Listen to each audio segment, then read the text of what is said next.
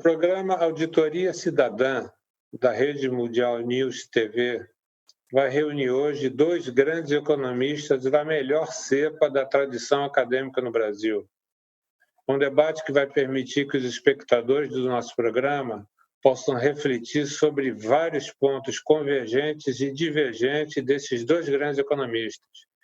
Eles trazem como pano de fundo uma visão sobre a divisão social dos povos, no momento onde essa transnacionalidade instaurada cria uma espécie de neoescravatura, colocando em risco a segurança, o direito à educação, a saúde, o trabalho, moradia, transporte, a liberdade de pensamento e expressão, inclusive da imprensa. Nil Dorix é economista e professor da Universidade Federal de Santa Catarina. Ele é nascido em Joaçaba e ele é presidente do Instituto de Estudos Latino-Americanos, o IELA. Nosso outro convidado é Luiz Gonzaga Beluso, São Paulo, Bariri. Ele também é economista e professor da Universidade de Campinas, é fundador das faculdades de Campinas, FACamp. Em São Paulo, ele foi secretário de Ciência e Tecnologia e secretário de Economia e Planejamento. No nível federal, ele foi secretário especial de Assuntos Econômicos, secretário de Política do Ministério da Fazenda e foi presidente da EBC, que é a empresa que opera a TV Brasil. Em 2001, recebeu o prêmio de intelectual do ano, incluído no Biographical Dictionary of the Certain Economist. Foi presidente do Palmeiras e articulador da construção do estádio Palestra Itália. Luiz Gonzaga Beluso e Nil Dorix, sejam bem-vindos ao nosso programa. Então, nós estamos aqui à disposição para responder as perguntas, aquelas que nós fomos capazes de responder. Eu, pelo menos, penso assim, que eu não consigo responder tudo, que é o momento que a gente deve respeitar a insuficiência do conhecimento humano. Então, eu vou tentar responder da melhor maneira possível dentro das minhas limitadas capacidades.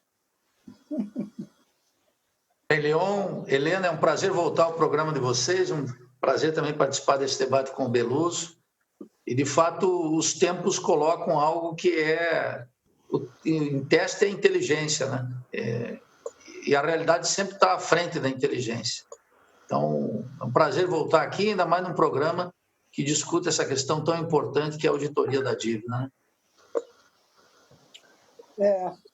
Olha só, reunir para um debate dois economistas, né, da melhor tradição aí acadêmica e que aparentemente apresentam pontos divergentes na sua visão de mundo, né?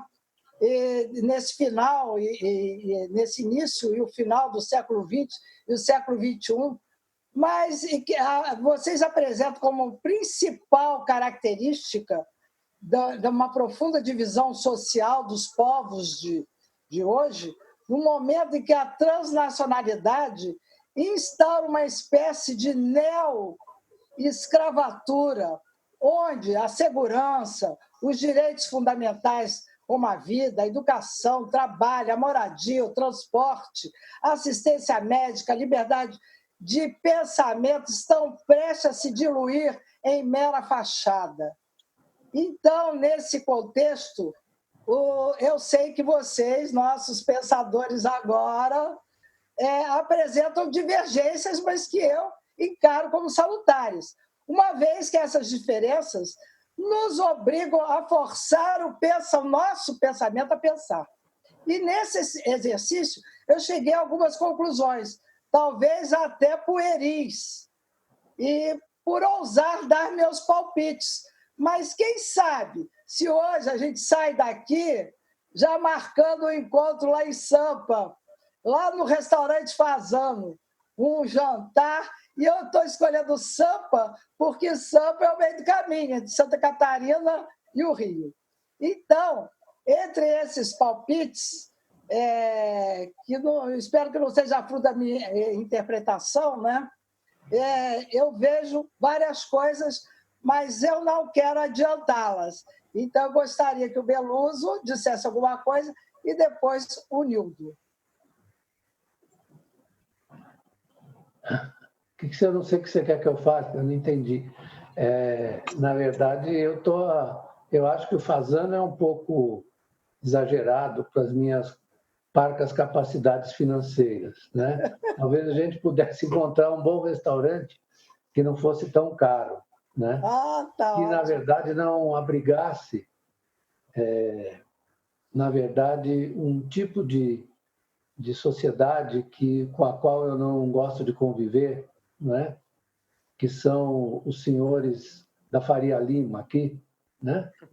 Os quais eu não gosto de conviver, porque, a despeito da minha afirmação sobre as limitações da razão humana, né? Eu acho que eles são muito mais limitados e são muito mais arrogantes do que seria permitido a um ser humano. Então, eu devo dizer que nós podemos marcar esse encontro, sim, aqui em São Paulo, num restaurante um bom restaurante mais modesto. Eu conheço bem esse circuito gastronômico de São Paulo e eu posso oferecer para vocês uma coisa conveniente e não tão arrogante quanto o Fasano. Helena, vamos começar fazendo as perguntas para poder a gente... Tá? Aqui, olha, o Beluso, eu li o teu livro, como é que é o nome? Um dos últimos livros que você fez com Galípolo, né? A Escassez da Abundância? Não, como é? Obedece quem tem... Pode, manda quem pode, obedece quem tem prejuízo, não é isso? É isso. E um dos pontos fundamentais, você faz uma crítica aos economistas. Eu adorei essa crítica. E você até se escora na física quântica, você vai à física quântica, não é? A teoria do caos. Então, eu queria que você falasse com esses argumentos que você usa no livro, desse essa palhinha para a gente, que nós estamos precisando, né? Não, olha, eu fico muito incomodado com essa pretensão, que não sou eu que faço essa crítica, com essa pretensão dos economistas de convencerem as pessoas, eu vejo isso reiteradamente aqui na mídia, convencer as pessoas que a economia é uma ciência à semelhança da física. Se fosse a semelhança da física, eles compreenderiam que a física newtoniana, o paradigma da física newtoniana, na verdade, se alterou depois da teoria da relatividade e da física quântica. Eu não quero ter a pretensão de jeito nenhum de ser um expert em física, mas eu leio os físicos, os que pensam a física a partir de um ponto de vista filosófico, como, por exemplo, o Heisenberg, né? Que é o pai da teoria da incerteza. Da incerteza. Não é? E ele tem um livro chamado Physics and Philosophy, entre outros, né, que eu leio para aprender, né? E eles todos, na verdade, têm muita clareza sobre, na verdade, a precariedade do conhecimento, né? Que eles, na verdade, admitem que a física não chegou ao fim. Já os economistas, eu vou citar alguns, por exemplo, o Blanchard, que hoje está arrependido, Olivier Blanchard, um francês, está arrependido de ter chegado à conclusão que a macroeconomia tinha atingido o seu ponto final. Não é isso? E ele se deu conta que, digamos, depois da crise de 2008, ele se deu conta que não era bem assim. Ele até escreveu, eu estava relendo ontem, por coincidência, relendo um livro dele, O que nós aprendemos, né? Vários economistas escrevem, é um livro interessante, o que nós aprendemos com a crise. Então, aquilo foi um choque para muita gente, para ele, para Lawrence Summers, que era um outro, conheço bem, um dos sujeitos mais arrogantes que eu conheci. Eu não sei porque os economistas são tão arrogantes. Eles deviam ser humildes, né? Ser humildes, falar, olha, eu tenho aqui uma suposição, uma hipótese, que talvez que tem que ser verificada, que tem que ser constatada, né? E eles fazem isso de uma maneira equivocada, porque eu estava outro dia lendo um livro sobre as certezas da matemática de um matemático chamado Morris Klein, e ele estava dizendo que a era das certezas terminou, né? Porque a matemática dá essa ideia de que você pode, através dela... Eu sempre pergunto a matemática e a estatística, eu sempre pergunto aos meus alunos, meus filhos, vocês acham que os dados falam para vocês ou vocês perguntam aos dados? Eu acho que vocês perguntam, né? Vocês perguntam, e na pergunta está incluída, na verdade, a busca da comprovação, na pergunta, né? Isso, não vou insistir aqui nessa precariedade da pretensão científica dos economistas, né? Não preciso nem falar das restrições que os meus economistas, os meus pensadores preferidos na área, posso dizer claramente, são Marx e Keynes, né? Os meus pensadores preferidos na área, eles não tinham essas certezas, né? De jeito nenhum, né? Você achar que o Marx é um determinista é uma burrice enorme, porque ele, na verdade, estava lançando algumas hipóteses sobre como esse sistema, aliás, das melhores, né? Se você for observar a trajetória do capitalismo, você observa que parece que ele tinha mais razão que os demais na abordagem. Depois a gente pode discutir como é que eu vejo essa abordagem. Mas o Keynes também. O Keynes dizia que, na verdade, que de fato a matemática, ele era matemático, né? A tese dele é o Tratado da Probabilidade, em que ele já questiona a questão das teorias da probabilidade normais, as frequenciais, né?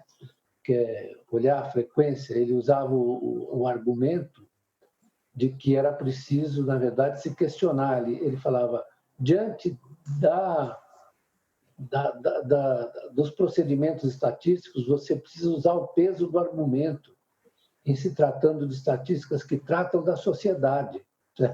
O peso do argumento. O que é o peso do argumento? Você, na verdade, tem que colocar aí a sua intuição e a sua percepção, né? Eu não vou dizer, não vou aqui me abalançar, falar de coisas que estão acima da minha capacidade, mas eu sou um leitor teimoso do Hegel, né? E o Hegel sempre questionou essa oposição entre sujeito e objeto, né? Que é a grande questão que ele tratou, que ele resolveu, né? E que deixa as pessoas um pouco perplexas, porque ela diz assim, olha, o sujeito ele constitui o objeto a partir do estágio em que está o espírito. O que é o estágio em que está o espírito? É o grau de conhecimento e de convicções que a sociedade trouxe até aquele momento. Nós somos escravos dessa... São escravos que frequentemente tentam se desembaraçar dessa determinação, né? E aí é o movimento do espírito, né? Isso é que ele explicou. E o Marx usou isso para tratar do capitalismo como um sistema de relações. Por isso que eu falei, e você mencionou, como um sistema de relações. Eu queria chegar aí, porque essa é a questão da economia. A economia capitalista é um sistema de relações e de relações de poder também, né? Não são todos iguais. E são todos, na verdade, partícipes do mesmo sistema de relações, e quando eles se rompem, não adianta você ficar com mimimi, né? Aí você tem que explicar quem é que pode agir num momento como esse para reconstituir esse sistema rompido, que é o que nós temos agora. Acho que já falei demais, né? Tá ótimo. Agora o Nildo, quero ouvir o Nildo sobre isso. A certeza... A certeza é uma ingenuidade, e às vezes é uma grande ingenuidade, inclusive de alguns economistas, imaginar que são capazes de definir a realidade dessa forma, né? Os físicos hoje em dia já sabem que, por exemplo, essa matéria que tanto nós observamos, os físicos têm clareza que sabemos apenas 10% sobre ela, portanto, temos muito mais incerteza sobre as coisas do que certeza. Eu queria só lembrar uma coisa que o Paulo Pinheiro, vereador, fez uma brincadeira, que ele falou: os economistas, eles não vão ao cardiologista porque eles não têm coração. Então... Essa é uma brincadeira que ele fez exatamente em cima da fala como eu queria falar um pouco, o Beluso falou. Que eu já falei demais. Depois eu queria falar um pouco sobre essa relação da economia com a condição humana. Tá legal. Por favor, Nildo. Bem, o que o Beluso está introduzindo aí é uma grave regressão intelectual que a formação do economista sofreu. Sofreu no mundo e sofreu de maneira particularmente aguda na América Latina e eu diria que particularmente trágica no caso brasileiro, não é? E eu diria que até o Papa, que está mais próximo de Deus, não tem a fé teológica que os economistas professam aqui no Brasil. É verdadeiramente escandaloso. No centro disso está a universidade. Eu sou um professor universitário dentro de uma faculdade de economia, dentro do departamento de economia, e então eu fico brigando todo o tempo com essa teologia, né? É um negócio grave. O Beluso mencionou aí esse livro maravilhoso, né, que é um livro antigo, já do Morris Klein, A Perda da Certeza, porque os economistas, de fato, o que eles fizeram, como eles não podem amparar, né, a cientificidade de seus postulados, eles se agarraram à matemática. Mas, precisamente, quando os matemáticos, há muito tempo atrás, já tinham exatamente eles mostrado a perda da certeza da matemática, né? O Beluso mencionou Hegel, e uma das, quero divulgar aqui sem nenhuma arrogância, né? Nessa pandemia, eu comecei a estudar Hegel com um grupo de filósofos, que eu nunca tinha lido Hegel. E estou aqui precisamente com a fenomenologia. E o Hegel diz aqui, logo na introdução, ele diz, olha, a matemática se orgulha e se pavoneia frente à filosofia, por causa desse conhecimento defeituoso, cuja evidência reside apenas na pobreza do seu fim e na deficiência de sua matéria. Quer dizer... Fenomenologia do espírito, na fenomenologia do espírito. Depois ele vai desenvolver isso de maneira muito mais forte na ciência da lógica, mas eu não cheguei lá ainda, eu não posso falar. Mas eu aproveitei esse confinamento com um grupo de filósofos de primeira categoria, estudantes de doutorado, que estão fazendo seus doutorados, que já leram e que estão me auxiliando nesse maravilhoso trabalho que é estudar Hegel, que é certamente a pedreira mais dura e poética em que eu já martelei alguma vez. E que, naturalmente, eu já tinha advertência desse livro do Morris Klein, A Perda da Certeza, lá atrás, né? Nos anos 80, esse livro é muito antigo, esse que o Beluso mencionou, e que mostra, e também no exemplo que o Beluso deu do Blanchard, o Blanchard tinha uma certeza antes dele ir para o Fundo Monetário Internacional. Então, quando ele era o acadêmico que infestou a América Latina com esses manuais de macroeconomia, cujos exemplos nos capítulos finais são todos eles dedicados aos Estados Unidos, não há o menor rastro de tropicalismo ali, não há o problema da Bolívia, não há a dificuldade mexicana, não há as economias centro-americanas, caribenhas, não tem nada. É muito bom para quem for migrar para os Estados Unidos, trabalhar lá nos Estados Unidos, mas faz um dano terrível. Mas quando ele se transformou em diretor do Fundo Monetário Internacional, ele logo se apressou em publicar alguns, e foi na crise de 2008, 2009, que, por exemplo, o velho dilema de crescimento e inflação, que Raul Prebisch já tinha discutido e eliminado lá em 1961, no artigo na CEPAL, isso não era uma oposição. Mas aqui, a fé teológica, né, é uma teologia, todos esses economistas, e por isso que eu não acredito, inclusive, nem na autocrítica, como exemplo, como está aí um Pércio Arida fazendo agora, quer dizer, eu não acredito nessa gente que está vinculada à acumulação financeira, porque veja, é um retrocesso. Eu vou dar 2 exemplos aqui. O Adam Smith, na Riqueza das Nações, ele era um sujeito que se baseia muito naquilo que ele chama senso comum. Ele era um filósofo moral, ele não era um economista. Os economistas querem reduzir. O principal livro do Adam Smith não é nem a Riqueza das Nações, mas é a Teoria dos Sentimentos Morais, que ele reputava como a obra mais importante dele. Mas veja, ele estava baseado no senso comum. É muito precário, é óbvio que é muito precário o senso comum, mas esse senso comum aterriza a razão na experiência humana e não numa fé teológica aos postulados. Essa é a grande, digamos, uma das virtudes de Adam Smith. Eu tenho que lembrar aqui o meu querido Marx, né? Porque é quem eu me guio. O Marx tinha um péssimo juízo dos economistas. Quando não o tratavam de vulgares, ele o tratava de capatazes do capital, uma canalha. E a história tem dado razão a Marx, né? O Keynes, nesse livro que o Beluso mencionou, o Tratado das Probabilidades, ele mesmo ali tem um método, uma chamada crença racional. É uma crença, mas tem que ser uma crença racional no sentido que tem que estar atravessado pela experiência histórica.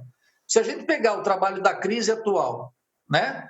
Se tivéssemos aprendido algumas lições de 29, de 2001, 2008 e 2009, nós estaríamos numa condição melhor. Mas o fato é que nenhuma teoria prospera se não estiver de acordo com os interesses dominantes. E o Brasil sofreu um aprofundamento da dependência, do subdesenvolvimento muito grave e está comandando por o que eu chamo um capitalismo dependente rentístico, em que, em 1994, marcou uma hegemonia das finanças, soldou uma hegemonia das finanças numa coesão burguesa, que é essa coesão entre o capital agrário, o capital comercial, industrial, sob comando da fração financeira. Não é uma novidade no capitalismo, obviamente, mas que configurou essa imensa, o que alguns economistas chamam de uma regressão industrial, e deu uma vida longa para o rentismo de todo tipo, né?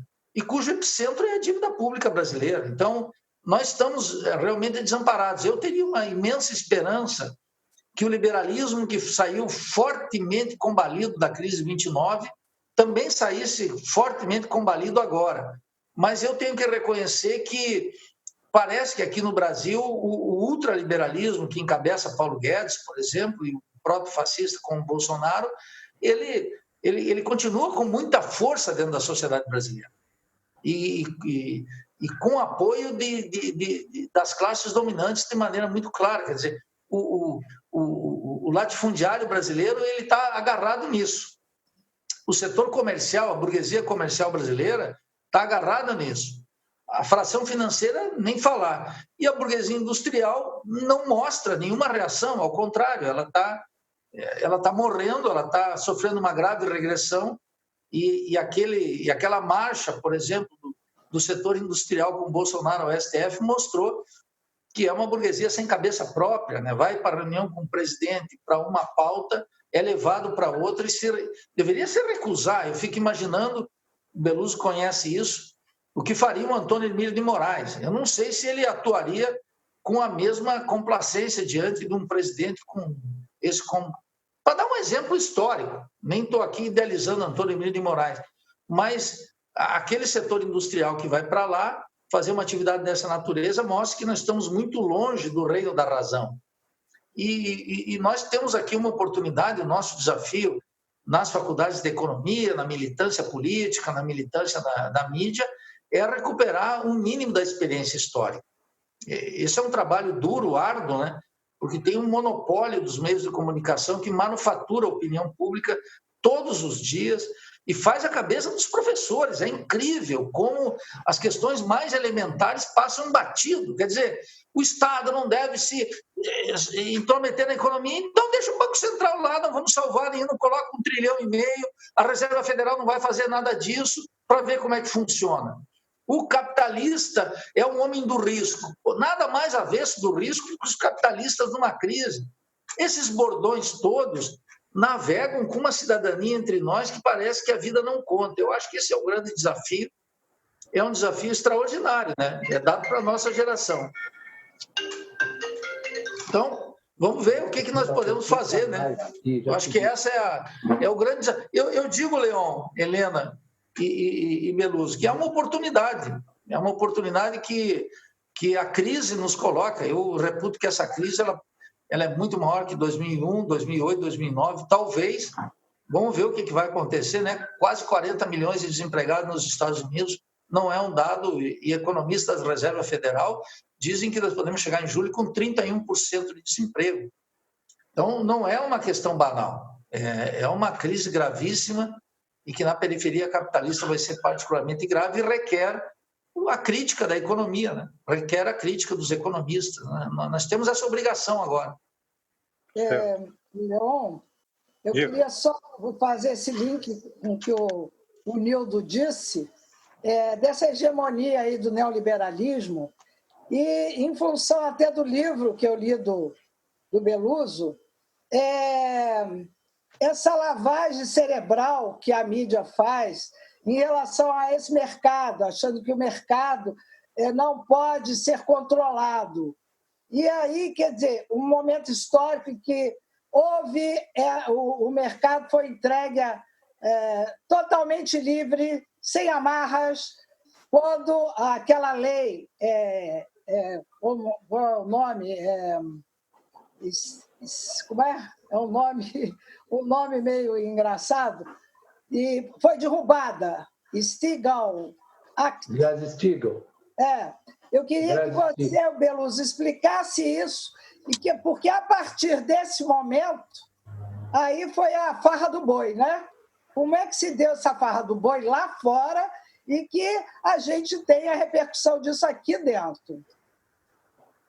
Então, o Nildo colocou várias questões que na verdade, poderiam ser usadas para essa resposta. Como ele colocou uma coisa importante, que é fundamental e que, em geral, os economistas não consideram, que é a história da economia ao longo, digamos, de 2 séculos e meio, se nós tomarmos como ponto de partida, né, o capitalismo já montado sobre suas bases produtivas, né? Ou seja, sobre suas bases produtivas e tecnológicas, né? Que é a Revolução Industrial. Você sabe que há economistas aqui que escrevem nos grandes jornais que acham que a indústria não tem importância. Não é isso, Nilton? Acho que você produzir banana e computadores é a mesma coisa, né? O que revela uma insuficiência grave, porque o surgimento das chamadas forças produtivas capitalistas, ou seja, do sistema de maquinaria, que hoje nós estamos vendo operado de uma maneira abrumadora, como se dizia antigamente, né? Porque ele tem embutido nele um potencial de desenvolvimento tecnológico, inteligência artificial, robotização, etc., e uma tremenda desvalorização do trabalho. As pessoas estão vendo que as duas, mas não ligam as duas coisas, quer dizer, a tremenda capacidade de se autotransformar desse sistema e, ao mesmo tempo, as consequências para as pessoas, para os trabalhadores que estão aí pedalando no iFood, né? Ou pedalando no Uber, ou coisa parecida. As pessoas não sabem. Nos Estados Unidos, o percentual de trabalhadores que estão na informalidade é muito grande, ou estão em situações precárias é muito grande. E aí o sujeito olha e fala assim, opa, mas, afinal de contas, por que com uma taxa de desemprego de 3,5, onde estava lá antes da pandemia, os salários não sobem? Que coisa esquisita, né? Porque, em geral, nas situações anteriores, o salário estava subindo. Então, voltando à história, né? Você fez uma pergunta para mim que é muito importante. Como você sai da crise de uma maneira diferente, digamos? Nós podemos pegar o pós-guerra, por exemplo. O pós-guerra, né? Grande Depressão, nos anos 30, depois a guerra, 39, 45. aquela foi uma experiência traumática que provocou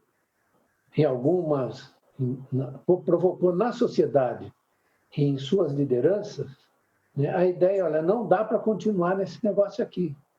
Quem assiste o filme do Ken Loach, O Espírito de 45, que é um filme maravilhoso, né, em que ele mostra como aquele espírito que construiu o pós-guerra estava marcado pela ideia, não é possível mais nós deixarmos as pessoas morrerem porque não tem assistência médica, porque, na verdade, o sujeito não tem acesso à medicina, né? E as pessoas morriam aos magotes por contaminação dentro das suas famílias. Ele mostra claramente isso. E aí, como os trabalhistas ingleses, ele dá o exemplo da Inglaterra, né, propuseram uma forma que eles chamavam de socialismo, que no fim era uma social-democracia, na verdade, de proteção aos mais fracos. Isso se espalha pela Europa.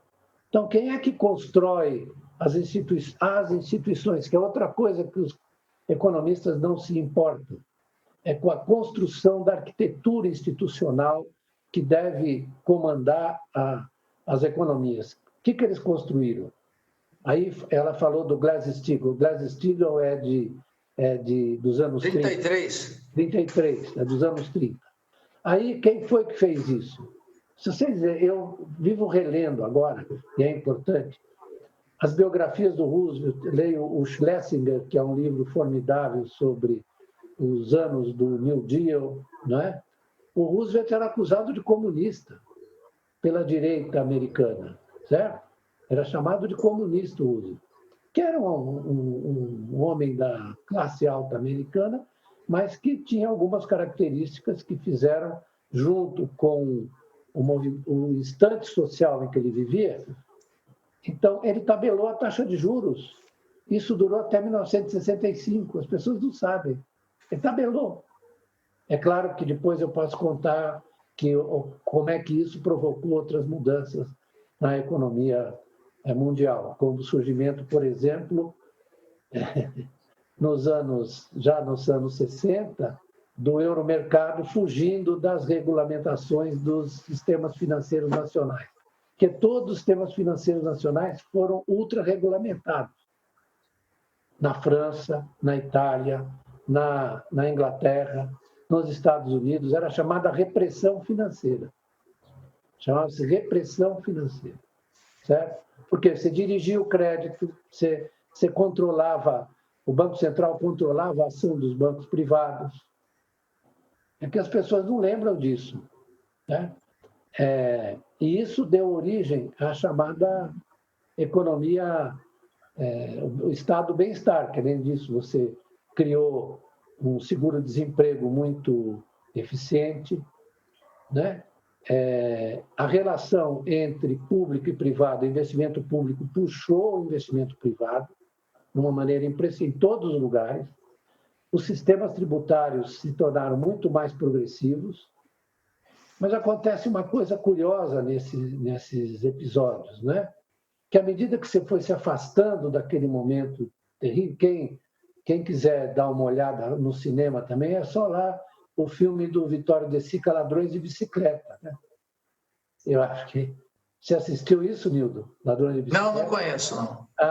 Do Vittorio De Sica, Não, Vittorio sim, mas não, Ladrões de Bicicleta, não. Você devia ver. É o seguinte, é um momento de escassez, de racionamento. Na verdade, seguiu-se um momento de racionamento, de crise, de dificuldade. E Rocco e seus irmãos? Certamente você viu. Rocco e seu fratelli. Não vi, não. A minha devoção é mais para o Glauber Rocha, mas você está me instigando a ver aí. O Vittorio De Sica é um grande cineasta. Sim, mas o Rocco e seu fratelli não é do Vittorio De Sica, é do nosso querido, o que fez o nosso querido Luchino Visconti. Luchino Visconti, que fez o outro filme lá, O Leopardo. Né? Eu peço desculpas de estar falando dos diretores italianos, é a minha ascendência, né? Tem que fazer isso. Eu só queria juntar o cinema com aquele momento. Tem um outro filme, A Classe Operária Vai ao Paraíso.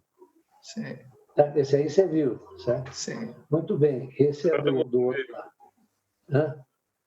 Então, o que eu queria dizer é que esse momento, por isso que a história é importante, que havia um consenso de que ninguém discutia se o Estado precisava entrar na economia ou não.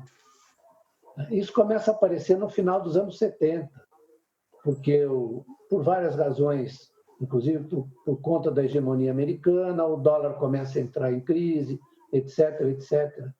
Não vou explicar tudo aqui, porque não dá.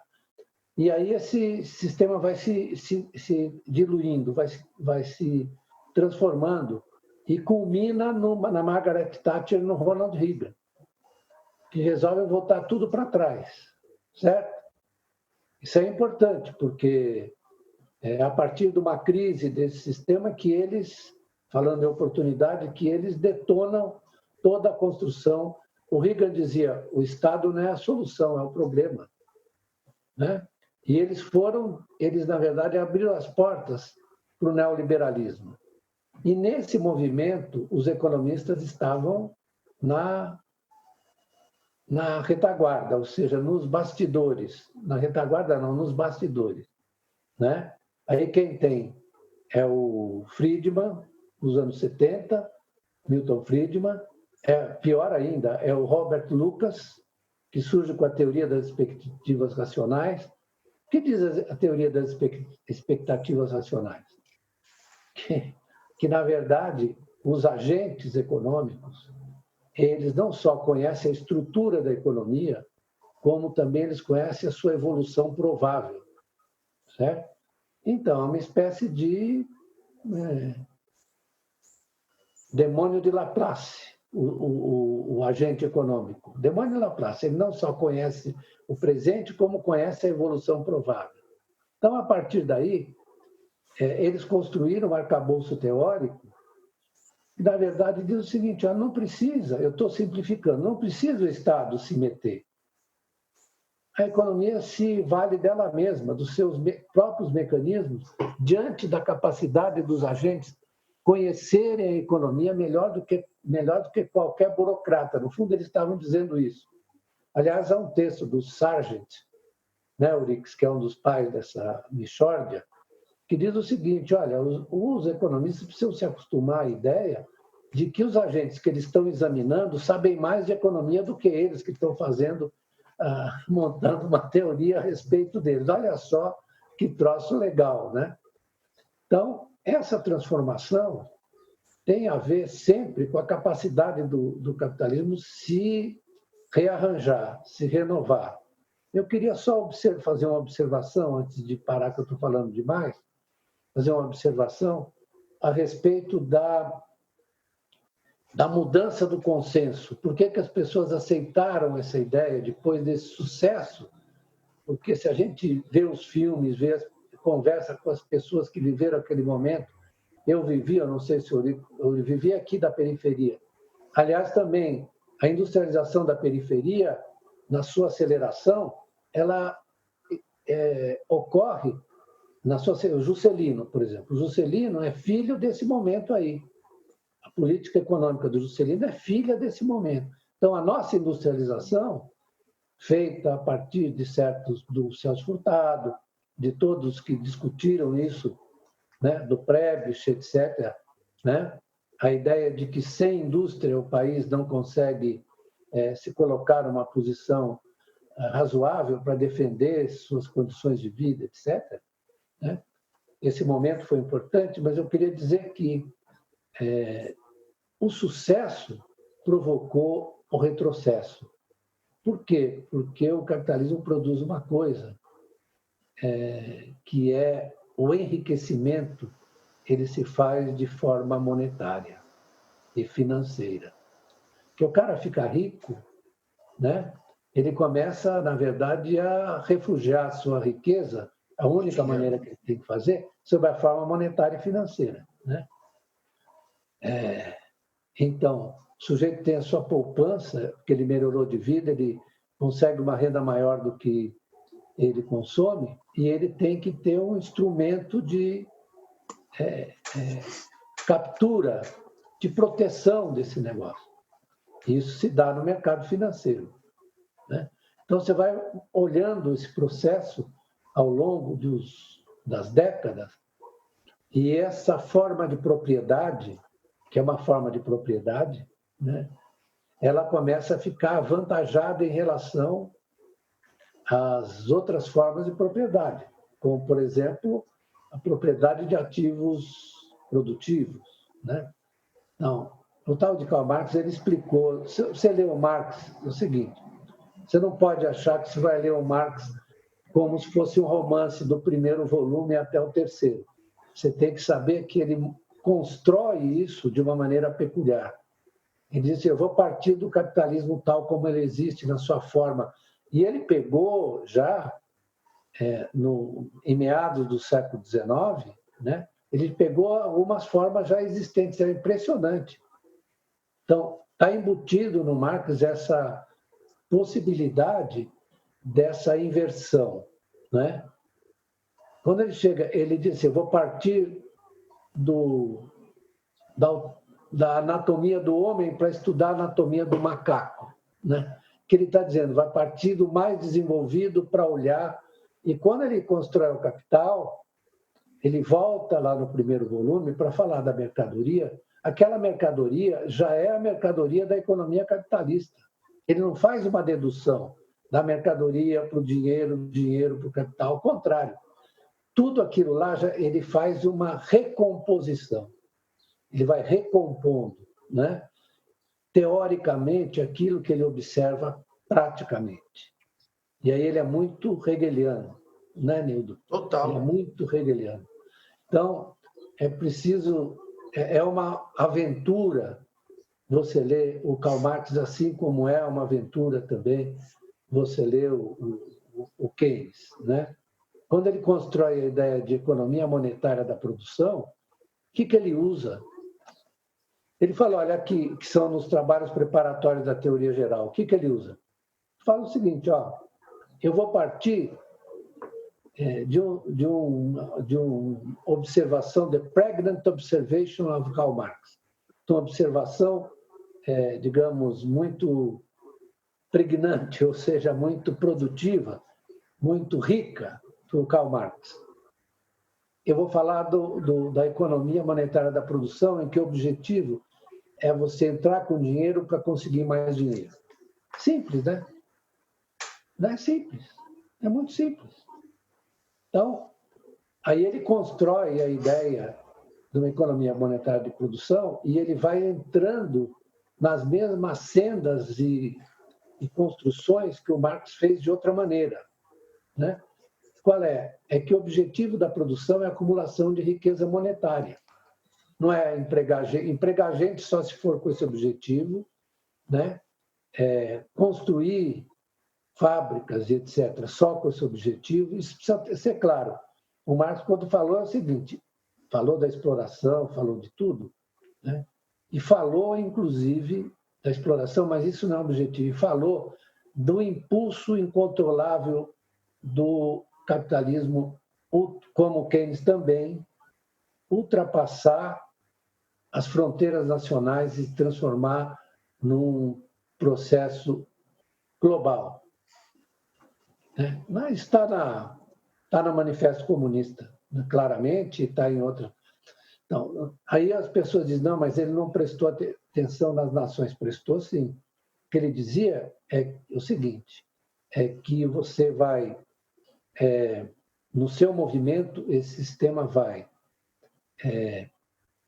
destruir o espaço, ele falou, destruir o espaço na sua aceleração do tempo. Ele acelera o tempo e destrói o espaço. O que é o espaço? O espaço são os espaços jurídicos políticos, ou seja, os estados nacionais, né, que ficam absolutamente à mercê desse processo autorreferido e, ao mesmo tempo que constrói e destrói. Destrói o quê? Destrói a vida das pessoas. É o que a gente está vendo há faz tempo, não é hoje com essa crise que está acontecendo. quando as pessoas dizem, olha, essa crise é muito grave porque está afetando as condições de vida das pessoas, mas já vinha assim. Né? A crise de 2008 e 2009, ela já ocorre nesse ambiente.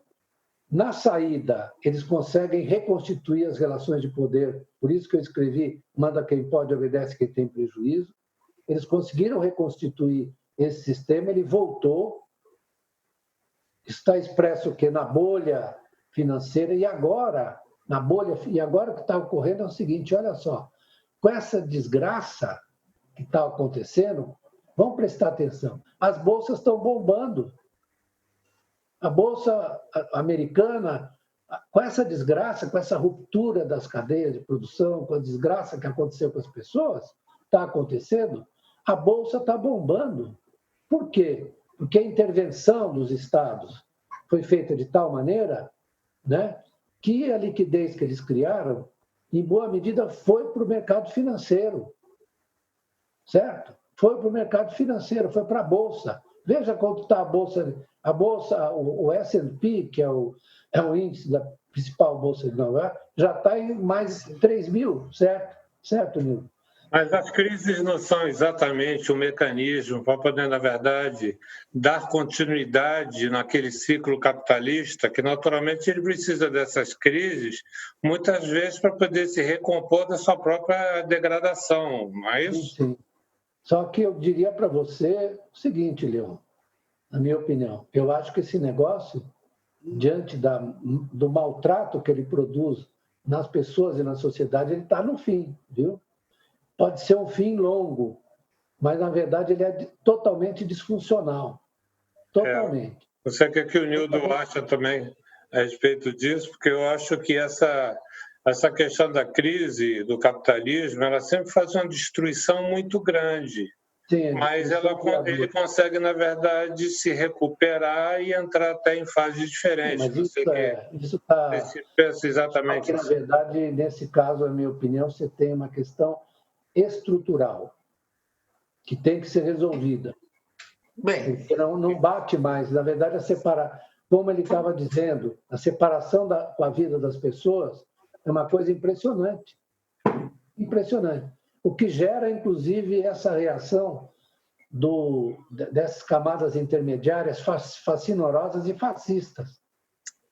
Né? Porque eles se veem, na verdade, os mais desprezados, os mais massacrados por isso.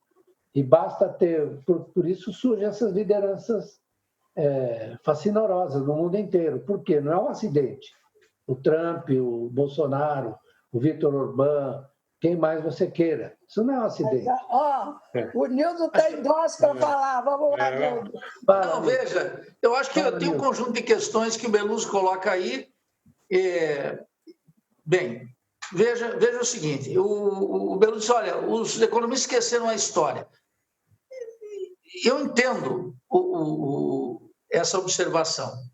E é verdade.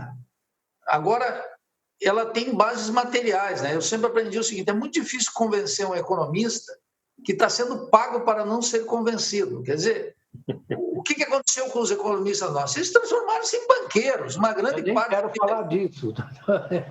Oi? Eu não queria falar disso, pode falar você que está... Mas é que, você veja o seguinte, quem é que domina a imprensa brasileira? São os banqueiros, os economistas banqueiros. Aqueles que jogam, entre aspas, sua sorte, quer dizer, jogam fortunas no sistema bancário. Veja o seguinte, as experiências... É que os keynesianos, eu diria o seguinte, não sei se o Beluso concorda com isso, mas eu tenho uma convicção profunda nisso. Os keynesianos esqueceram Keynes. E a esquerda não quer mais saber do Marx também. Alguns. Não, eu sei que tu segue firme na fronteira, ao pé do canhão aí. Mas, de maneira geral, você veja o seguinte, 1933, o que lá nos Estados Unidos se montou para recuperar o que a Helena mencionou? A Lei Glass-Steagall foi apresentada em 1933. Quem a revogou? Revogou Clinton, do Partido Democrata, com Alan Greenspan, no Banco Central, que se reunia toda manhã, como ele conta naquele livro miserável dele, quando ele era considerado o oráculo das finanças mundiais, um sujeito que valia mais do que o Papa, do que o teu pai, do que o teu avô, era Alan Greenspan. Bom, eles revogaram isso. Então, quando eu vejo aqui no Brasil um debate, por exemplo, eu formulo que não tem mais saída sem o controle da conta de capitais e estatização do sistema bancário. Não tem mais alternativa. Verdade. Tem que fazer. Isso é um ponto, para mim, essencial. Aí, o que eu vejo os keynesianos aqui no Brasil, em geral, eles se comportam como se eles quisessem ser presidente do Banco Central e ministro da Fazenda de qualquer governo. Mas esse é o ponto, exatamente. Veja, eu sempre li muito Keynes e muito Minsky, não porque eu venho da teoria marxista da dependência do meu guru Rui Mauro Marini. Mas veja, eu tinha que ler Minsky e Keynes porque o pessoal da esquerda era keynesiano. O pessoal da esquerda nunca foi marxista. Esse é um problema grave. E, de maneira geral, eu estou falando assim, a hegemonia. Então, o que aconteceu aqui? Eu vendo as razões de Keynes do Minsky, o Minsky termina as razões de Keynes, que é um livro que eu li quando eu fui fazer meu doutorado lá no México em 87, ele publicou lá em 87, e eu li aquele livro, ele termina dizendo algo fundamental. Ele diz o seguinte, ó, emissão de dinheiro e política de gasto na mão de governo conservador não produz a eutanásia do rentista, dá vida longa para os banqueiros. É o que nós estamos vendo nos Estados Unidos, estamos vendo aqui. Então, veja, lições elementares não podem ser esquecidas, Leon, Helena e Beluso, por acaso. É porque o sujeito está acumulando milhões no bolso e está a serviço de uma camada de rentistas de maneira geral. Veja, nos Estados Unidos, o setor manufatureiro continua produzindo e tem uma aliança com a China, que é a fábrica do mundo. Então, as multinacionais continuam aí produzindo mercadorias. Na periferia capitalista é que o negócio pega violentamente. Então, o que eu vejo aqui? Nós temos, naturalmente, eu estou de acordo com algo que é o seguinte, por isso que eu classifico esse capitalismo nosso de capitalismo dependente e rentístico. E se tudo sair bem agora, nesse confinamento, eu publico o livro sobre isso que eu estou produzindo. Qual é o tema? Os capitalistas, inclusive o capital industrial, se ele pudesse, ele se livrava desse vale de lágrimas, de produção de mercadorias. O problema é que ele empatou um patrimônio ali, uma riqueza, e ele não pode sair. Não é todo mundo que pode sair para a festa da especulação. E tem alguns capitalistas que estão condenados aqui. É claro que embaixo está esse amplo proletariado crescente, baseado naquilo que o Rui Mauro chamou a superexploração da força de trabalho. Agora cada vez mais evidente, com a redefinição das leis trabalhistas, o sistema previdenciário, o que eles chamam de livre negociação entre patrões e trabalhadores numa condição como a nossa. Quer dizer, é a fome, a miséria, a exploração numa escala jamais vista. E os sindicatos perderam a consciência mínima do que eles deveriam fazer. Quando eu estudava lá no México, eu lembro que o Pedro Aspe, que era o ministro das Finanças, era um devoto do Robert Lucas. E aí, então, quando a imprensa foi dizer, Lucas, o pessoal lá no México, depois da crise, as violentas crises mexicanas, perguntaram ao Lucas como é que ele se sentia. Ele disse, olha, eu não tenho compromisso nenhum com a política econômica, eu estou fazendo aqui meus modelos. Mas é claro que os economistas na periferia capitalista, eles estão promovendo um tremendo assalto ao Estado, que é uma roubalheira gigantesca. O Marx dizia nos textos lá de crises financeiras de 1850, que era um período de expansão capitalista e não era nenhum período de crise. 57. É isso que levou, por exemplo... Oi? A crise de 57. Você vê que é posterior. Ele diz o seguinte, nesse período de expansão, a falcatrua, o roubo, o assalto ao Estado é gigantesco. O nosso combina um assalto ao Estado no período de expansão e um assalto ao Estado ainda maior no período de crise. E qual é o nosso drama aqui? O nosso drama é que a burguesia industrial brasileira ela pode ser vista num papel patético de um Paulo Scaff. Quer dizer, Paulo Scaff é presidente da Fiesp. E ele hoje se dedica, ele não é um capitalista de natureza industrial. Então eu digo sempre, quando eu vejo o João Pedro Stedley à frente do MST, eu digo, está certo, que o João Pedro é um sem terra. Agora, o Paulo Scaff na frente da Fiesp, sendo sem indústria, é verdadeiramente um retrato do que é a burguesia industrial brasileira. E ela caducou num mundo que continua produzindo mercadorias. E o setor manufatureiro dos Estados Unidos é importantíssimo, e o setor manufatureiro na China é gigantesco. É, claro. na verdade, você tem um desequilíbrio entre a China e os Estados Unidos. Por isso que está dando a crise... Mas aí, Beluso, as multinacionais estadunidenses têm aquele imenso chão da fábrica. O Marx, vocês sabem todos, ele olhou para a Inglaterra e disse: aqui é a oficina do mundo. Se ele olhasse a China, ele ia dizer: bom, agora aqui a magnitude da transformação é uma coisa nunca antes vista na história do planeta. Entendeu? Nós todos aqui estamos com produtos chineses que na década de 30 não chegavam na esfera do consumo para a América Latina os produtos ingleses, na magnitude que tem aqui. É um negócio, a magnitude chinesa é que aí, quer dizer, da quantidade à qualidade, né? Tem uma alteração aí tão gigantesca, comandada pelo consórcio Estados Unidos-China, que aprofundou a dependência na periferia capitalista. Então, nós fomos colocados numa situação muito mais dramática, em que a dependência se reproduz de maneira ampliada. É isso que, para mim, coloca o sistema político, tudo, naquilo que eu chamo uma lógica de situações extremas. E, nesse sentido, quando eu vejo Bolsonaro apontando para um Estado policial, é isso que eu recupero a tradição, junto com um conjunto de camaradas, da Revolução Brasileira, no sentido clássico do socialismo. Nós estamos chegando num choque aqui que é gravíssimo.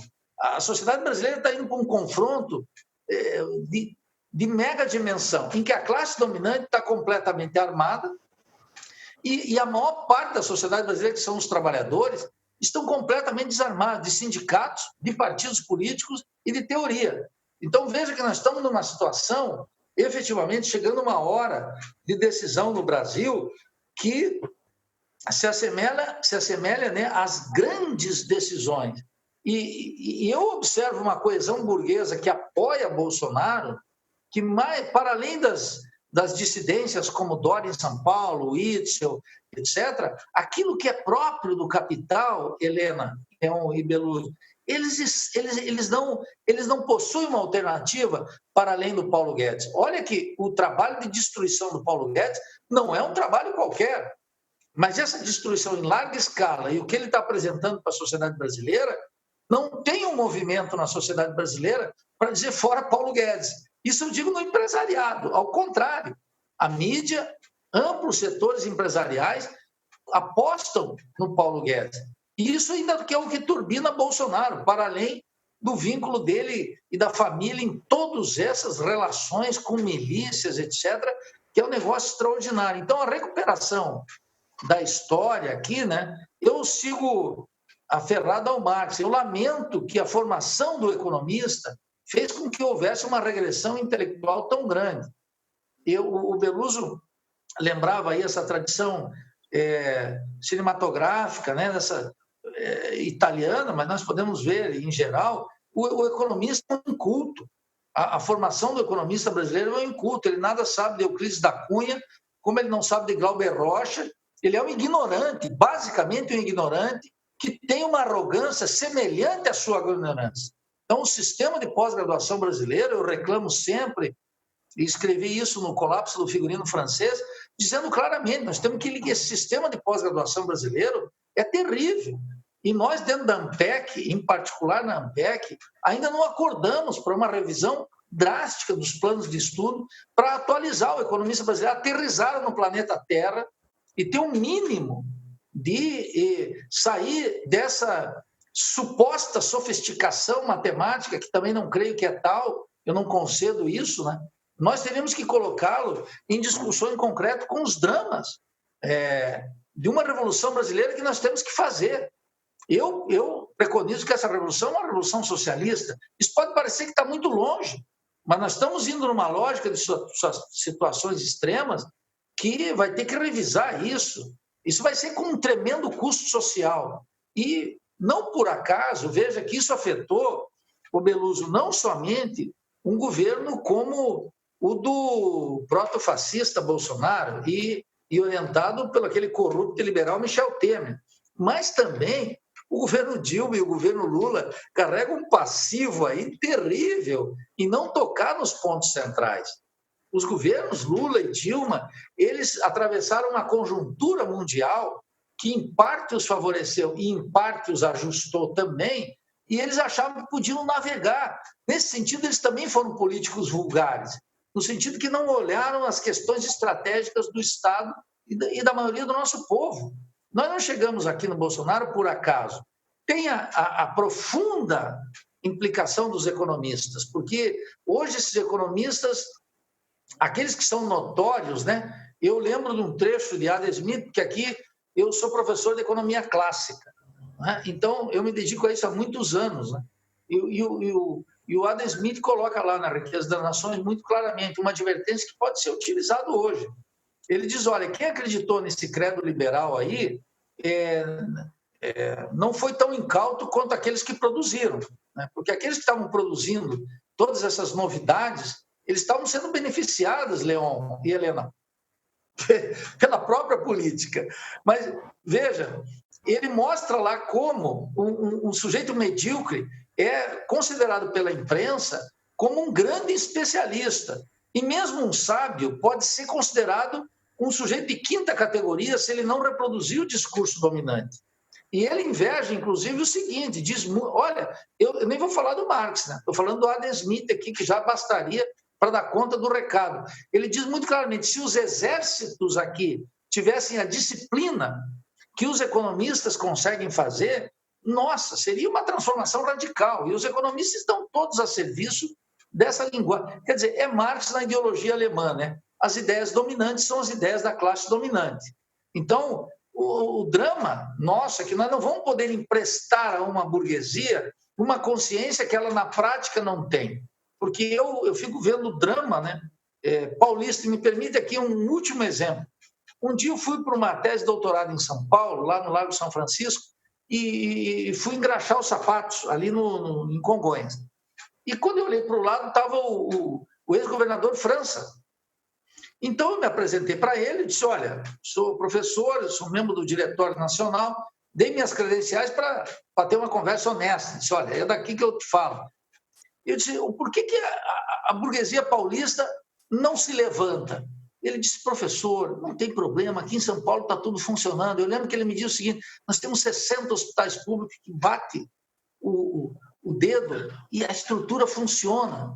E eu disse, mas para aí, mas e o tema das forças produtivas e a regressão industrial? Eu disse, não, isso não é problema. E veja, foi governador do estado de São Paulo, eu não estava falando com um deputado de Sorocaba, com um vereador de Pindamonhangaba. Eu estava falando com o França, que governou São Paulo, que é o coração burguês do Brasil. E ele não deu a mínima para esse debate que, por exemplo, o Beluso se dedica há muitos anos nisso, que é a importância dessa fração industrial, que teria que necessariamente... Nós sabemos desde sempre, onde é que se cria a riqueza? A riqueza não pode ser o bordão da Globo, o agro é tech, o agro é pop, o agro é tudo. Ora, a indústria é a riqueza do Brasil, diz a Globo, todo santo dia no Jornal Nacional, financiado pelos bancos. Nós tínhamos que ter aqui uma noção de riqueza que nasce da manufatura, não tem outra, do desenvolvimento das forças produtivas. Isso não é possível no Brasil. Essa é uma dependência que chegou a um nível que somente uma ruptura é possível. Daí, naturalmente, o Beluso tem uma outra concepção sobre isso, mas eu acho que esse é o grande dilema brasileiro. O grande dilema brasileiro, nós não vamos sair daqui sem ir às raízes do problema. E essa é a raiz do problema. A coesão burguesa que sustenta Bolsonaro, ela não mostra, não dá indicações de cisão, de ruptura e de afastamento dessa política oficial, que é a política do Guedes, e que é, em larga medida, veja, a debacle concluiria com isso. A lenta diminuição da participação da produção no PIB brasileiro, ela começou em 94 e veio inexoravelmente atravessando todos os governos. Como é que se chegou a isso? Quer dizer, o Bolsonaro não é uma aparição repentina. Nós temos que dar conta da história. E eu estou de acordo com o Beluso, nós temos que recuperar a história. E se recuperamos a história, nós temos que ver que isso foi feito lentamente entre nós, até chegar nessa tragédia. Nós estamos aqui com dois economistas que são muito bons e muito velozes. O que vocês conseguem falar em 5 minutos, É uma coisa muito grande. Eu queria voltar a uma questão que para mim é uma dúvida grande e acredito para muitos dos nossos espectadores, que são os seguintes, que você estava falando há pouco tempo, Nilton, que é o seguinte: quais são as confluências, as divergências, os embates entre os chineses e os americanos, que em determinado momento parece que há algo que é comum aos dois com relação ao capitalismo. Existe uma disputa, mas existe também uma integração e uma necessidade que os dois se desenvolvam também. É isso. Então, qual é exatamente a situação entre até onde há conflito, até onde há aliança nos dois? Eu me lembro que tinha um autor chamado Nelson Levy, que ele falava a teoria dos três mundos, e onde ele colocava na discussão dele que os americanos e chineses não eram tão inimigos assim como parece. É isso que eu queria que você fizesse essa abordagem, para poder dar uma clareada, que para mim também isso é algo que me confunde bastante. Bem, olha, nós temos uma economia mundial. Agora, tal como Marx, tem uma economia mundial e funciona uma lei do valor. Só que ela é falseada pelos estados nacionais. O mundo é dos estados nacionais. A China tem um projeto de ser hegemônica e ela anunciou em último congresso do Partido Comunista. Bom, os Estados Unidos não podem viver sem a China, mas essa associação é rivalidade também. É porque nós temos que entender, a lei do valor funciona em escala global, isso é Marx. Mas a integração, ela é efetiva, está mais do que claro, né? Desde que começou essa aliança Estados Unidos e China. Isso não há problema nenhum aí. Então, veja, essa associação é o motor da economia mundial. O motor da economia mundial é essa associação Estados Unidos e China. Agora, isso está em favor de algo fundamental, isso das razões do Estado chinês e das multinacionais nos Estados Unidos. Percebe? As multinacionais seguem sendo o motor da economia mundial, é a grande empresa transnacional. Você veja que aqui no Brasil, os estudos de economia, eu lembro quando eu fiz a faculdade de economia, Leon, o tema das multinacionais era um tema de formação. Eu comecei em 78. Hoje, a multinacional desapareceu da reflexão. As pessoas discutem política econômica descolado da economia política. Quer dizer, o ensino da economia está na política econômica sem entender que isso é mundializado efetivamente. Percebe? Então, e os termos da concorrência capitalista e dos estados nacionais, ele está completamente desconsiderado. Então, eu acho que essa é uma associação que existe e as multinacionais rivalizam no terreno europeu e fazem alianças aqui no Mercosul. Quer dizer, o problema da concorrência e da aliança, ela não pode ser visto como algo estanque, ele está sempre em discussão. O motor disso é a empresa transnacional. Mas como a empresa transnacional saiu da reflexão, a gente fica discutindo política fiscal, política monetária, política cambial, como se tal coisa não existisse. Os termos da rivalidade, eles não são apresentados. Ora, por que a General Motors quebra nos Estados Unidos? Porque ela não pode produzir carros como os asiáticos estão produzindo. E aí, em 2008, 2009, eu acho que a cifra deve ser essa, o governo dos Estados Unidos colocou 76 bilhões dentro da General Motors. Por quê? Porque simplesmente na concorrência internacional, eu lembro numa visita de George Bush ao imperador Hirohito, que numa cena, Leon, no jantar, o Bush passa mal e vomita no Hirohito. Vomita na mesa. Quer dizer, aquilo mostrou claramente, a família Bush, tu sabe que é muito sensitiva no bolso, né? Então, naturalmente que naquela época o Japão estava infestando de carros os Estados Unidos. Aquilo foi um mal-estar que não era apenas do estômago, era um mal-estar da concorrência intercapitalista muito clara. E esse é o tema da concorrência e da produtividade do trabalho.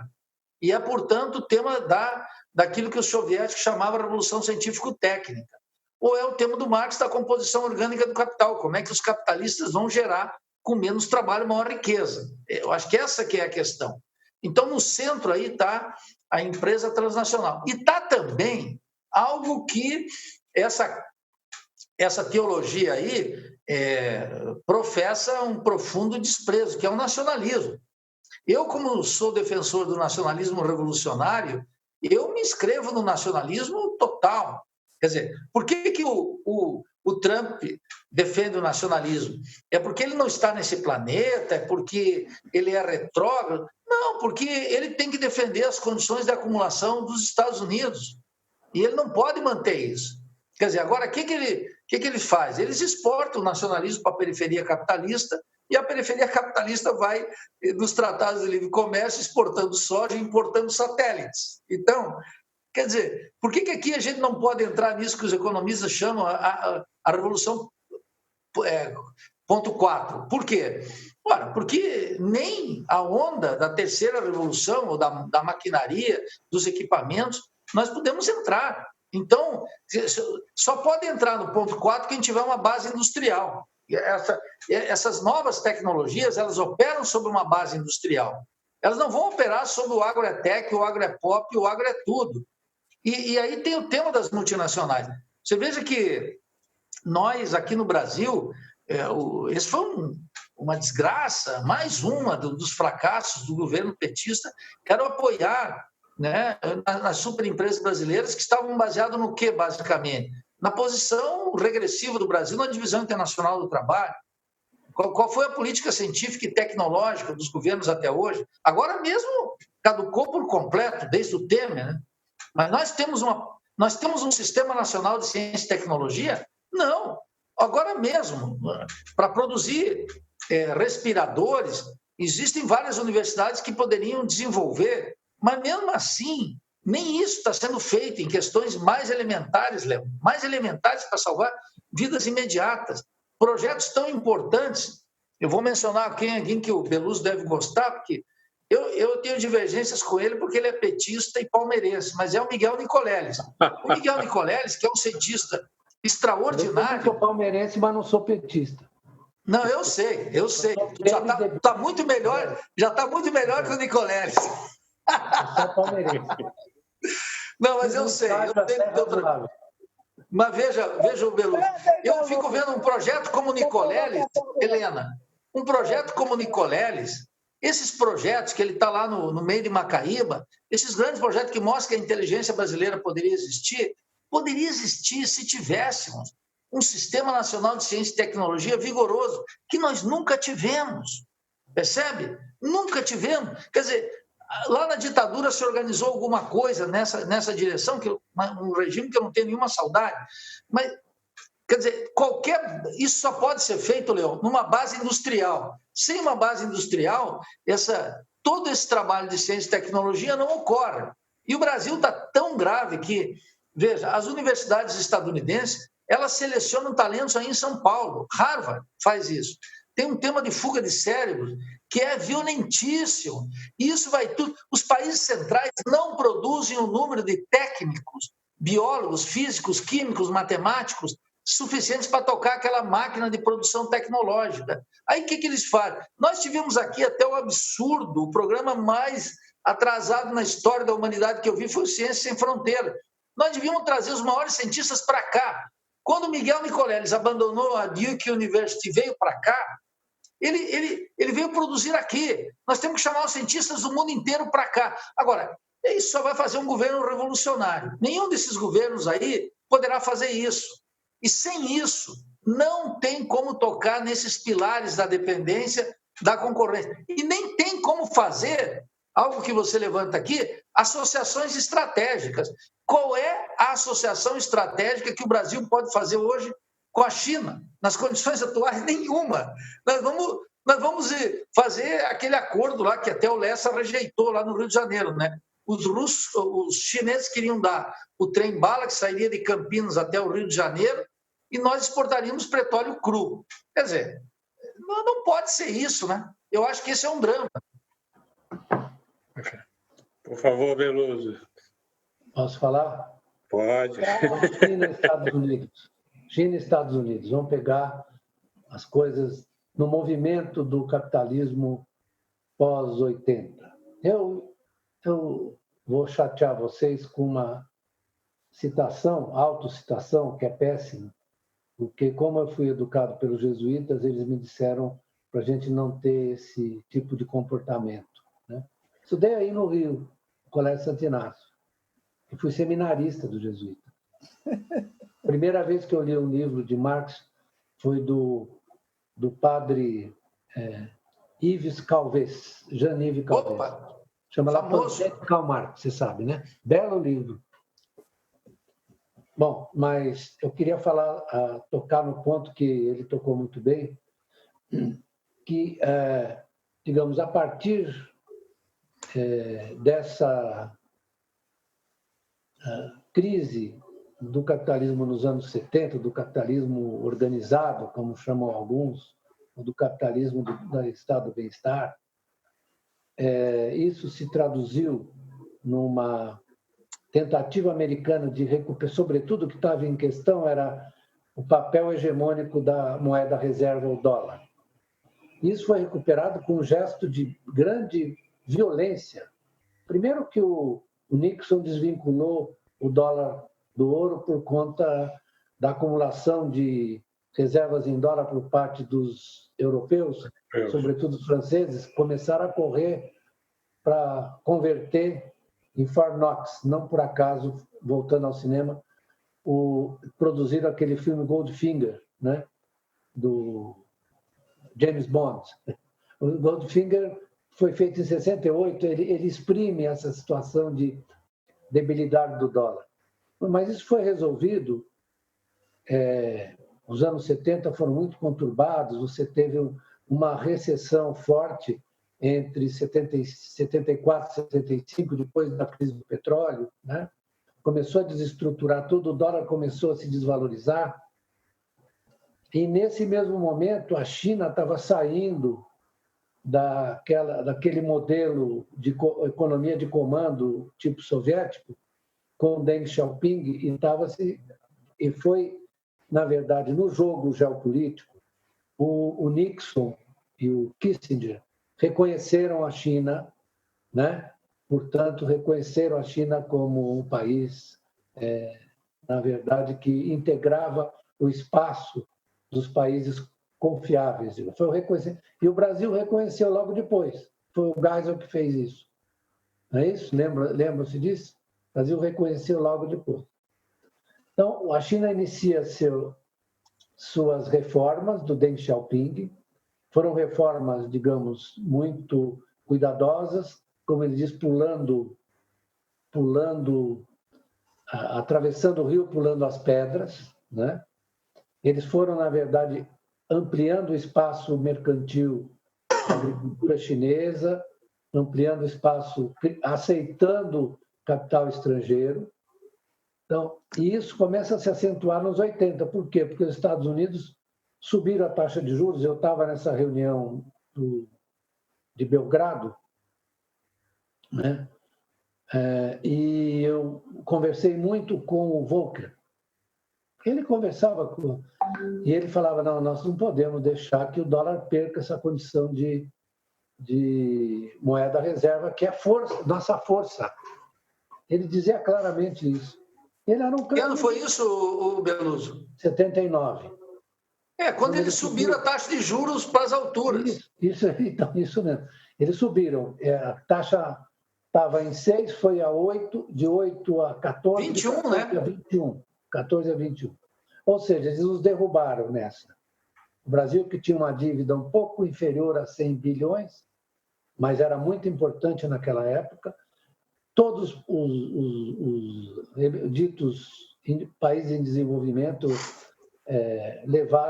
e que se endividaram, levaram um choque.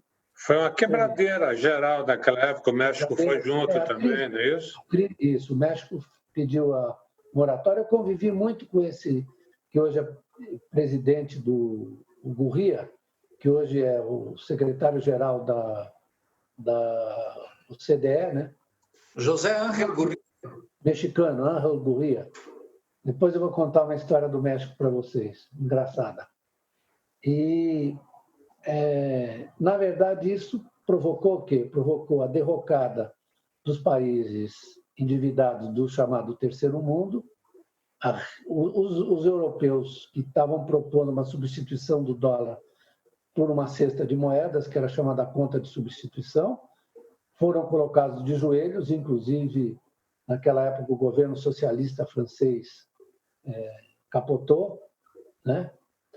E os Estados Unidos, se eu pegar um gráfico e mostrar para vocês esse gráfico, vocês vão ver que, nesse momento, a conta de capital americana, conta de capital, começa a sugar grana de todo mundo. Todo mundo corre para lá, certo? Eu estou explicando. E, ao mesmo tempo, você, na verdade, dá um golpe muito negativo na manufatura americana. Então, os chineses abrem o seu mercado para aquelas zonas de processamento e as empresas americanas começam, elas lideram a saída para a China. Então, é o que um certo cara chamava de contradição. Quer dizer, uma coisa é uma coisa, outra coisa é a mesma coisa. A indústria americana se moveu. Veja só, vou dar um exemplo agora. Para comprar máscara, os americanos tiveram que recorrer a 3M produzindo na China. Foi a 3M que vendeu máscara. Porque você construiu a partir... Os chineses montaram um projeto nacional a partir das relações internacionais desse momento. Olha só que interessante. Eles montaram um projeto nacional. Por quê? Porque eles tinham as condições políticas para fazer isso. Eles estavam saindo daquele episódio da Revolução Cultural, que foi mal sucedida, né? E, na verdade, se valeram dessa modernização do Deng Xiaoping para começar a capturar o movimento do... E aí, diz o Nildo, com razão, que nós temos que olhar o papel das transnacionais, das empresas transnacionais. Porque a empresa transnacional, como diz o Robert Reich, que foi secretário do Trabalho do Clinton, essas empresas não têm nacionalidade. Elas constroem um espaço que está acima dos territórios nacionais. Só que os chineses souberam como capturar isso, estão todas lá, inclusive as automobilísticas. Estão lá, certo? Todas. Por exemplo, o que os chineses fizeram quando os alemães foram lá ajudar a construir as ferrovias de alta velocidade, eles capturaram a tecnologia e fizeram eles mesmos. Hoje você tem a maior rede mundial de ferrovias de alta velocidade na China. Eles têm um sistema de transporte que eles usaram a construção disso, inclusive, para coordenar o desenvolvimento das empresas privadas dele. A relação na China entre Estado e mercado é uma coisa assim notável. Porque, vou dar o exemplo das placas de energia solar. Tinha lá uma empreseca que produzia esquadrias metálicas. Eles, quando iniciaram o projeto, eles propuseram para o dono da empresa que participasse disso. Quem fez isso foi uma empresa estatal. Porque eles, ao contrário dos soviéticos, que na transição destruíram toda a base produtiva deles, eles hoje são exportadores de petróleo, ponto final, os chineses, na verdade, construíram. E eles são, eu acho o seguinte, do ponto de vista das inspirações de política econômica, eles são os verdadeiros marxistas. Eles compreenderam que isso se vale da transformação, certo? E eles, na verdade, estão num conflito que é o problema da contradição. A mão que afaga é a mesma que apedreja. Eles agora entraram em conflito com os Estados Unidos. Porque o Nildo falou, mas a participação na manufatura nos Estados Unidos caiu para 11%. Ela era 25%. Caiu para 11%. E, na verdade, é uma conexão a várias... Com a China. Conexão China e Estados Unidos que é impressionante. Eles são irmãos siameses, né? Eles se retroalimentam. Agora, isso não é só para o bem, é para o mal também, porque isso gerou o nacionalismo do Trump. Do Trump, exatamente. Quem viaja, olha, eu fiz uma viagem lá de Chicago até lá embaixo, Nova York, se atravessa aquela região que era mais industrializada nos Estados Unidos, é uma ruína. é uma ruína. Foram esses caras que elegeram o Trump. Sim, que ele prometeu... A classe operária também votou, Beluso. Votou no Trump. Então, claro que votou no Trump, porque ele estava prometendo retornar os empregos. Você passa pelos lugares e vê fábrica caída, um desastre isso aí. Mas, ô Beluso, tu vê nessa mesma diapasão, o que aconteceu? O salário nos Estados Unidos, com uma taxa de desemprego baixíssima que tinha até bem pouco tempo, eu falei, não estava lá para baixo. Isso, exatamente. Só pode. Pelo seguinte, quando o emprego adicional, o emprego que foi criado, se você olhar a medição chamada U6, que é Unemployment 6, ele mostra que o desemprego estava acima de 11%, medido. O que é o Unemployment 6? Inclui os precários, né? E o pessoal fica dizendo, não, que formidável. Só que tem um paradoxo, porque o salário não sobe. Por quê? Porque, primeiro, o que aconteceu com os sindicatos foi uma destruição, um enfraquecimento brutal dos sindicatos. Certo? Completo. Cresceu violentamente o poder de monopolista ou oligopolista das grandes empresas, que continuaram lá. Certo? Isso que o Nildo disse é muito importante e que está tratado. Eu vou fazer propaganda do meu livro, A Escassez da Abundância Capitalista. Essa coisa da concorrência monopolista está tratado, não devia fazer, mas está tratado assim com cuidado, mostrando como se articulam as grandes empresas com os sistemas financeiros, com a globalização financeira, etc. Né? Mas aí é o seguinte, fala. Eu queria que você já fizesse um link, já que você está falando em paradoxo, e explicasse para a gente a relação dívida-PIB. Por exemplo, país... Ai, meu Deus, isso aí me deixa nervoso. Porque o pessoal não entende o que é dívida, não entende o que é PIB. Não. Por que tem que ser diferente aqui no Brasil? Não tem nada de diferente. A dívida americana, hoje, a pública, está em 110% do PIB. E vai a mais. E nada acontece. E vai a mais. Não acontece nada. Nada. Tem um artigo de um cara chamado Woodford, que é um conservador, que não acontece nada, na verdade, isso reflete alguma coisa, não é que não acontece nada. Se você olhar, se reflete alguma coisa, certo? O que está acontecendo? A dívida vai a mais... no Japão, ela é 260%, 235% do PIB. Isso reflete o quê? Uma mudança na composição da riqueza capitalista. Então, o Nildo está falando dos rentistas. Né? Você veja uma coisa curiosa. Tanto no Japão, quanto na Europa, quanto também nos Estados Unidos, o que acontece? O rendimento está próximo de zero. Quanto é que é a taxa de juros? A policy rate americana, que corresponde à nossa Selic. Quanto está? 0,25. Certo? 0,25. No entanto, e até por causa disso, ou em relação a isso, o valor dos ativos sobe. O valor do estoque de ativos sobe.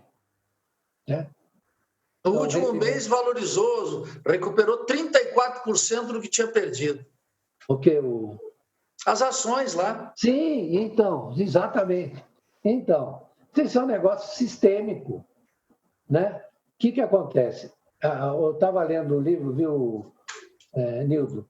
Um artigo de um economista conservador americano chamado Michael Woodford, que é um dos pais da teoria do regime de metas de inflação.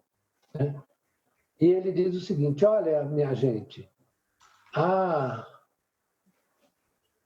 dívida pública é riqueza privada líquida.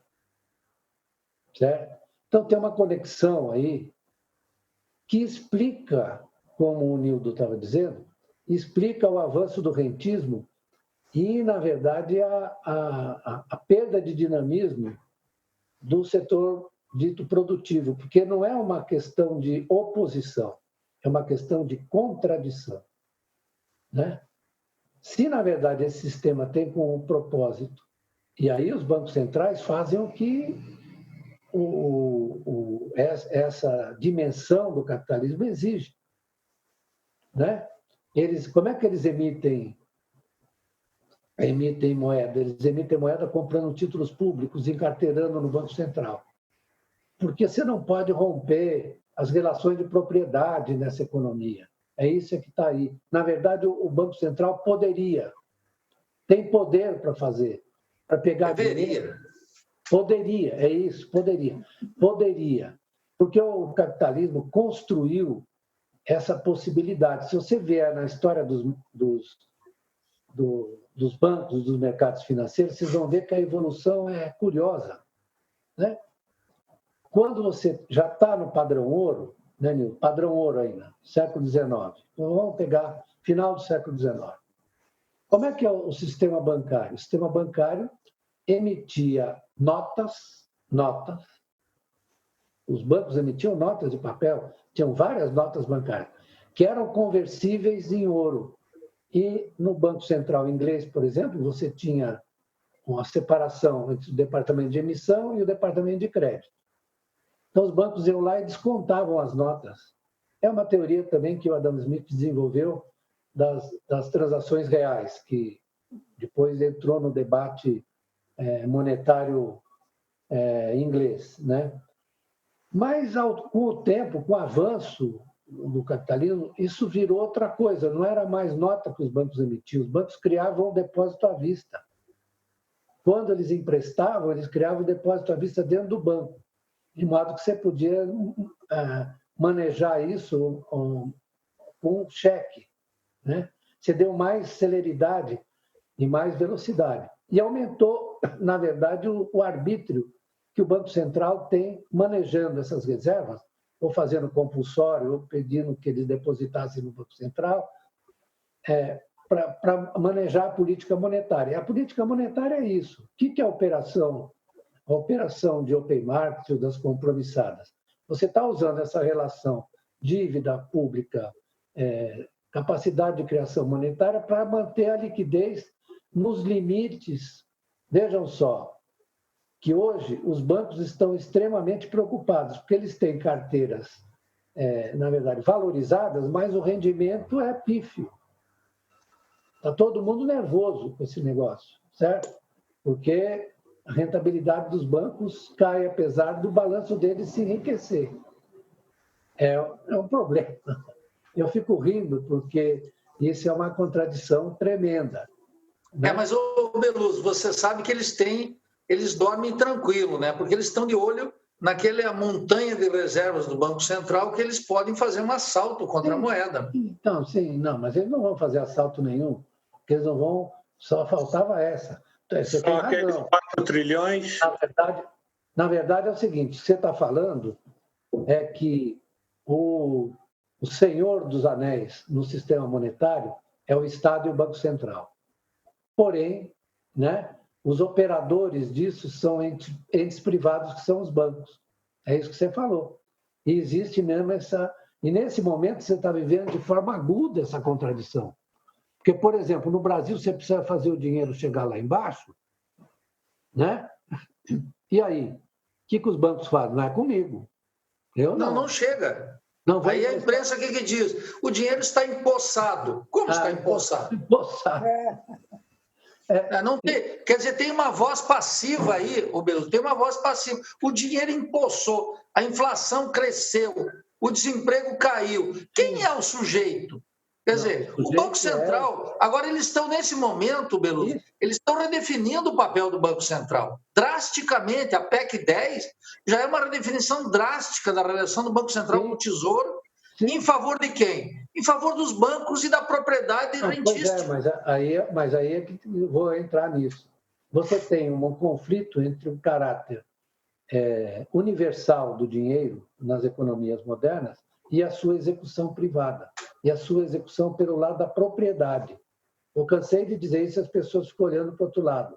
Porque o que está em questão,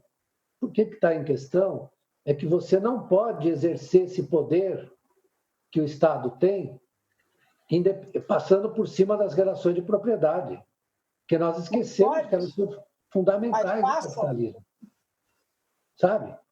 É o seguinte, você não pode passar por cima. Se você der dinheiro para as pessoas, você diz, então eu posso receber dinheiro, digamos, sem me submeter a uma relação salarial, sem trabalhar para alguém. Que bom. Então eu vou querer isso durante muito tempo e vai ser obrigado a fazer, se quiser que as sociedades sobrevivam. Porque não pensem que vai voltar do mesmo jeito, não. Não vai dar para voltar do mesmo jeito. Certo? Dá para explicar isso um pouquinho melhor? Só para o seguinte, porque você não tem... Esse capitalismo aí, pela sua dimensão tecnológica e, na verdade, de financiarização, ele está deixando frações importantes, majoritárias da sociedade, abandonadas. Está destruindo as relações salariais. O que é a relação salarial? É uma relação de controle de propriedade dos proprietários das empresas sobre os trabalhadores. Isso é uma relação salarial. E o trabalhador recebe uma renda, né? Paga por esse... E essa relação está se rompendo. O que você tem? O que é a plataforma? Leon, o que é a plataforma? A plataforma é o seguinte, pega o Uber. O Uber, a plataforma é um espaço monopolista que usa a liberdade, entre aspas, dos cidadãos que têm os seus próprios, pagam os seus próprios automóveis, etc., para circular, mas pagam uma taxa para a plataforma. Certo? É um domínio novo, é um domínio tecnológico. O Nildo falou dos espaços de conhecimento, isso é que o Marx chamava de general intellect. Quer dizer, na verdade, você socializa o conhecimento e se apropria dele privadamente. Você socializa o conhecimento e se apropria dele privadamente. Isso está nas plataformas, nas fintechs, nas instituições financeiras, na verdade, que estão se valendo dessa nova tecnologia, porque você não tem uma relação, um contrato salarial com o cara. Você tem, na verdade, ele te presta um serviço, é como se ele fosse ele é um fornecedor independente, ele te presta um serviço. Mas esse serviço... Agora eu que quero falar do Beluso, agora eu que quero falar de um filme do Lush, aquele diretor inglês. O último, Ken Loach, eu acabei de citar ele. Você viu? Sim, claro que vi. Já comentei o filme na Carta Maior. Agora, olha só, Nildo, eu queria... Aliás, esses dois filmes aí são maravilhosos. O Ken Loach coloca o